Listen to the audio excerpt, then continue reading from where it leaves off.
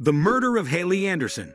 At the time of Haley Anderson's initial disappearance from her off-campus apartment at Binghamton University, her close companion and roommate Josie Artin stated that she was not particularly concerned.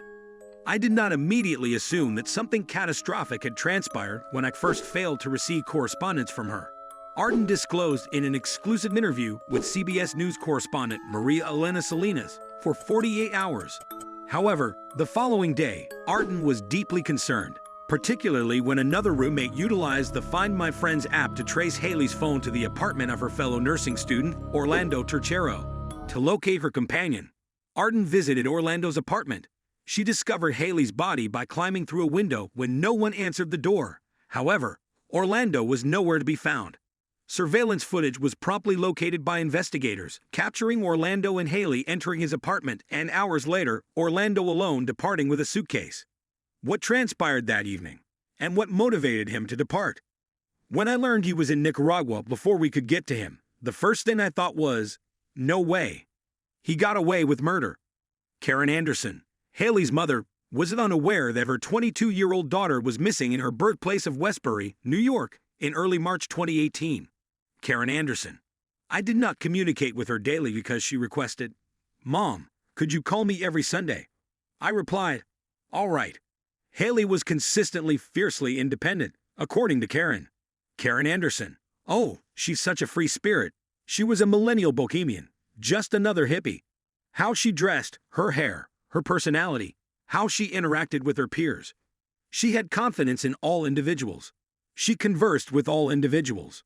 When Haley was admitted to the nursing program at Binghamton University, she was a straight-A student.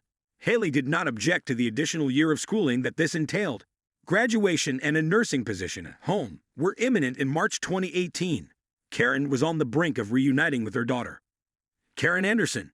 She had worked hard and achieved so much, and I was going to give her a big celebration. She had compiled a lengthy list of everyone she wanted to invite. Kevin Ocampo. Her greatest aspiration has always been to become a nurse. For her, it was an opportunity to assist others. Haley's beau was Kevin Ocampo, who was also a Binghamton student at the time. Maria Elena Salinas. Was she your beloved? Kevin Ocampo. Indeed. Maria Elena Salinas. Did you ever consider the possibility of a romantic relationship? Kevin Ocampo. Undoubtedly. However, Haley was unequivocal in her assertion that she must first graduate and acquire genuine autonomy. Kevin Ocampo. She has always harbored aspirations to relocate to California, acquire a hippie vehicle, be on the move, and, in a sense, itinerant, while also working as a nurse. And while she was still in education, Haley desired to be free to date other individuals. Orlando Tercero was born in Miami and raised in Nicaragua. From a wealthy family, he was a diligent student who was also enrolled in the nursing program. Jest Bua. His father was a physician.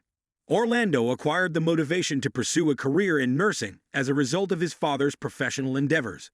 Orlando's roommate and closest companion was Jest Bua, a nursing student. Jest Bua.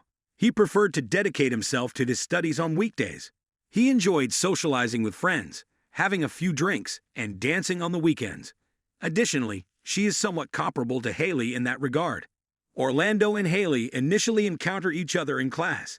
However, they did not establish a friendship until Haley's 4th year of enrollment, when they encountered one another at a gathering held at Kevin's off-campus apartment. Kevin Ocampo. It was a mere coincidence that they encountered each other in my residence, you know.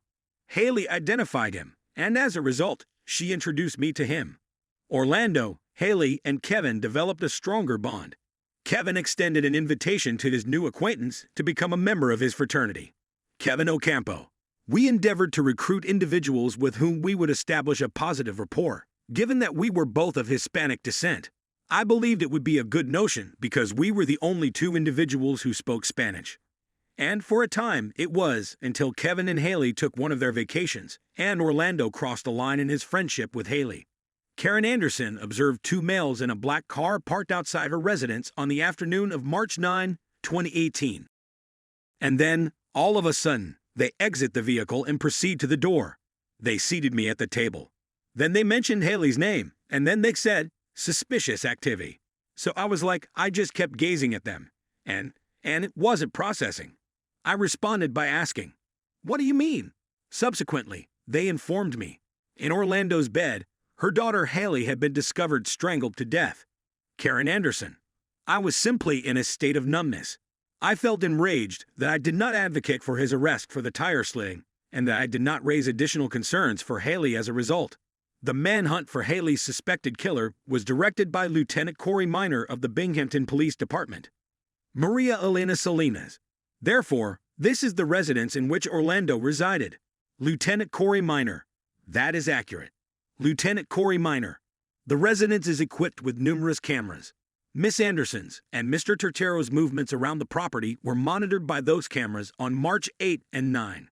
The initial recording of interest to the police was made on Thursday, March 8 during the early morning hours when Haley encountered Orlando. Lieutenant Corey Minor. On March 8, the camera located at the front of the home captured Miss Anderson and Mr. Turtero entering the residence. Miss Anderson is never seen again after she enters the home. Mr. Turtero, on the other hand, is observed exiting the residence on numerous occasions. Orlando is observed clearing the driveway of debris and departing alone, nearly 7 hours after his arrival with Haley. The police traced his movements to a local pharmacy, where he purchased Zizquil and melatonin, 2 sleeping aids, using a receipt they discovered in his apartment. Haley Anderson's murder. Photographs of the crime scene. Nevertheless, Orlando, with his luggage, departed his residence for the final time 16 hours before Haley's discovery and traveled for more than 3 hours to JFK International Airport in New York.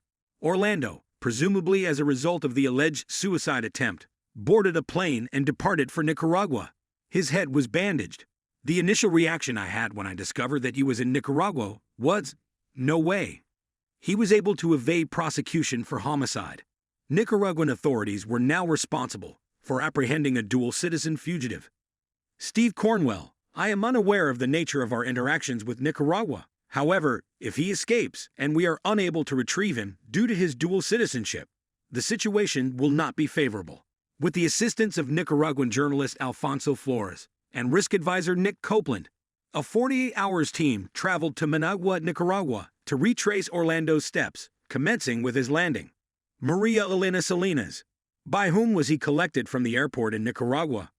Steve Cornwell. I remain unaware to this day. 48 Hours has discovered that Orlando's mother was responsible for collecting him from Managua's International Airport and transporting him approximately 3 hours north to their hamlet of Chinandega. In consideration of the political unrest and animosity toward the media in the countryside, we also elected to drive to Orlando's birthplace. Nick Copeland. I have guided the high-risk team. Therefore, exercise caution. Orlando allegedly concealed himself in the home where he was raised in the small town, which is situated across the street from the church that his family previously attended, for several days. When Steve Cornwell returned to Binghamton, he was uncertain as to whether Nicaraguan authorities were actively seeking Orlando.